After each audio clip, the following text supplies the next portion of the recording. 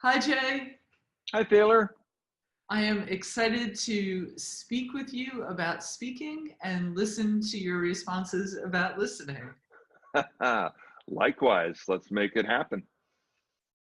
First question to you is, when we first talked about this, when we talked about talking, did your head explode at the meta-ness, or what was your thought? I think I had a minor explosion of the meta-ness of that, but I welcome that. I think it's always time for us to get self-aware and thoughtful about that.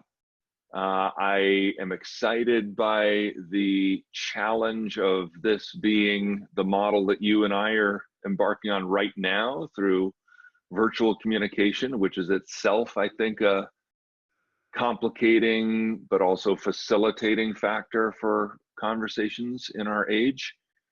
And I really welcome the possibility of this being a diverse set of voices who are coming at this from all levels of engagement, experience, technological know-how, and I'm eager to learn.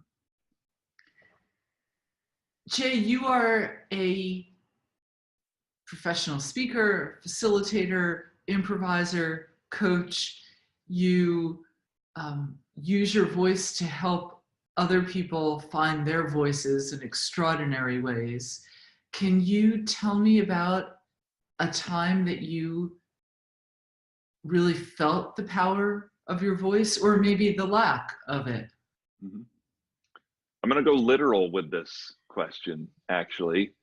I was invited about 5 years ago to speak to a room full of folks at Toastmasters. These are people who are very competitive on public speaking.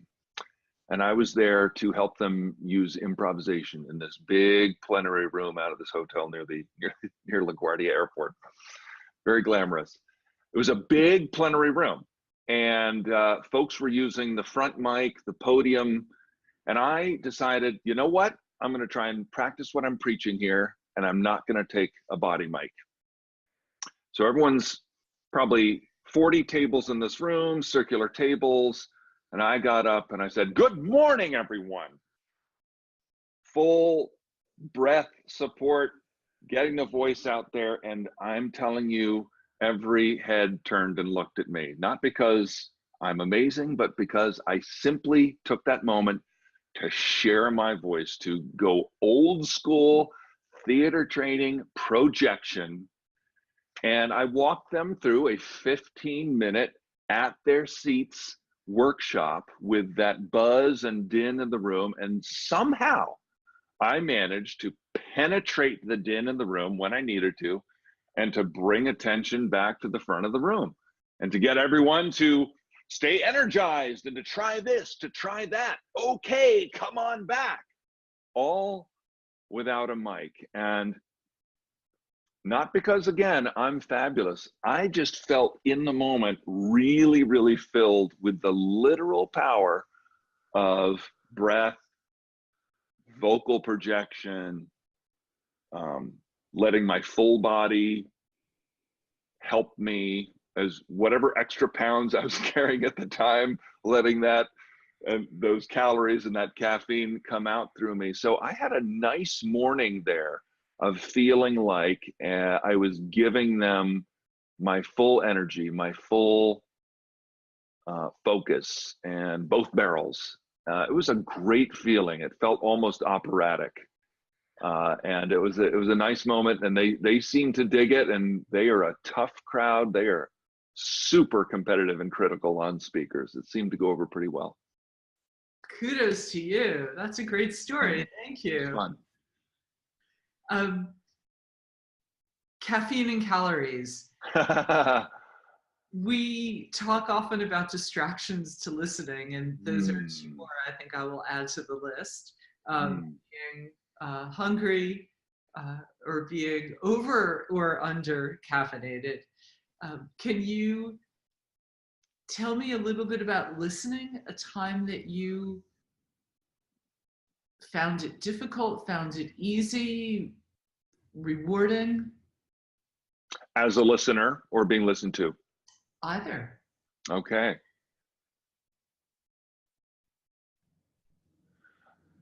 I'll go to a story I'm not super proud of, and I'm going to, as literal as I was in the last answer, I'm going to be a little bit more theoretical with what we mean by listening here, a little more abstracted. I went into a onboarding day at a major financial institution down on Wall Street and was up on the 43rd floor and had to deliver, sort of MC this onboarding morning with about 40 people in the room, about 30 people calling in on WebEx.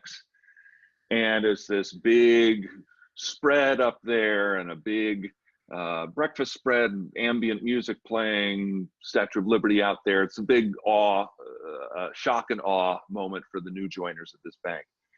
And my job was simply to be the MC. And unfortunately, I said to myself at one point that day, oh, it's just my job. I just can go in and just do the MC, just bring people up, just introduce people. That was the moment at which I stopped listening. I stopped being connected to the room, because I went in there and I did what I implore all of my clients not to do. I phoned it in. I went in there and I assumed that I had this. I had done that about 10 times before, and on this morning I went in and I didn't check the list of names of people that I was introducing. I didn't listen to my own advice about preparation. And so I got up there and I didn't have the list of names at the podium to kick it off. And I choked, I froze up. I got nervous. The microphone I was holding started shaking. I looked around the room and I had what actors call flop sweat kick in. The scalp turned into a waterfall. It was a terrible moment where I had stopped noticing the room because I was panicking. I'd stopped listening to the audience, even though I was the only one supposed to speak. And I'd stopped listening, as I said earlier, to my own preparatory voice. I didn't check my stuff. And I'm sure I didn't look as foolish as I felt. And I found a way to escape it, and I laughed it off, and the HR person brought the list of names over, and I'm sure it was a bigger deal inside than it was to the audience. But it was definitely a moment of disconnect for me, a moment of closed down isolation and disconnect. Not a great story, not one that I am super proud of, but it's a perfect example for me of checking out, not listening, not being connected. What got you back in? Do you remember? Yeah, thank God for the relationship I had with the HR person, Maria. I looked over at her. She had a bagel halfway into her mouth by the breakfast table, and I think by the look I was giving her, she realized what was going on, and she walked the list of names over to me, and we continued on. I laughed it off. It was obvious to the audience that there was a screw up. I knew it, they knew it, and we moved on. But thank God for the rapport and connection I had with Maria. She realized pretty quickly that something was up, and she threw me a lifeline. Wow. Thanks for sharing that. Any other stories? Maybe another story about a time that you felt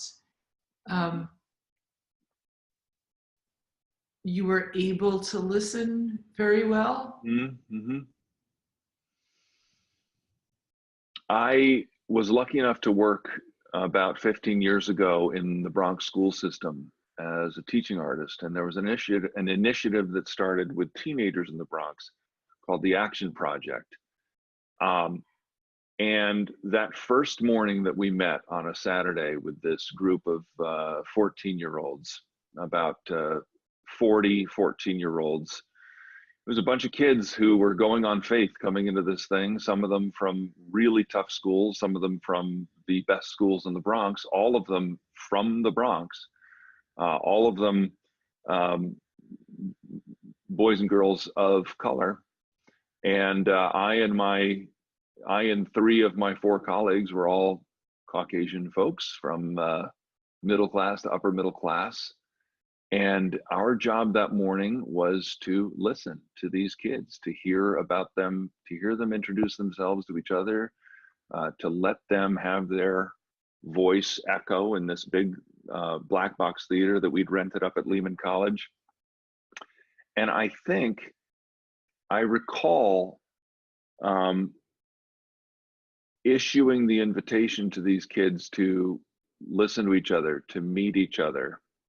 And I think they saw us listening to them, because there was some sense of this is a Saturday program that's, keep me out of trouble, may have been the feel coming in. But I think by the end of that first morning, it was clear that I and the other facilitators truly wanted to listen to them and wanted to hear from them and wanted them to take ownership of that space and to help govern the space and to build some community on that first day. I'm very proud of that program. It was the inaugural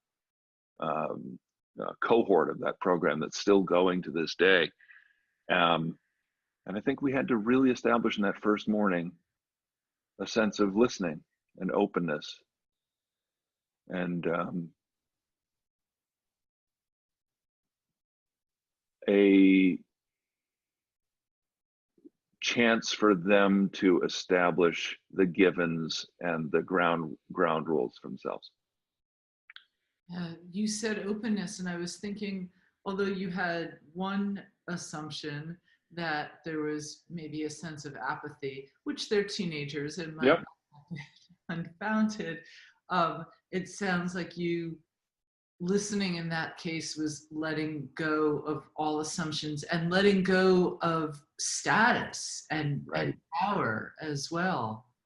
Right, exactly. That became a big part because of them, because of what they articulated. It became a big part of what we thematically focused on with some of our projects, doing plays, street theater, street art over the course of that year and the next 3 years. I'll add one little personal note that I recall when you were my improv teacher over about a dozen years ago, I think we figured out. Wow, yeah.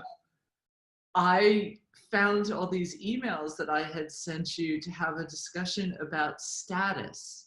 Learning status in improv was so fascinating and difficult, and I just wanted to get deeper and deeper in understanding it. And I think that was the start of our really working together, that you were so happy to and so generous to have those conversations with me. And we're still doing it now. Thanks very much. Thanks, Thaler.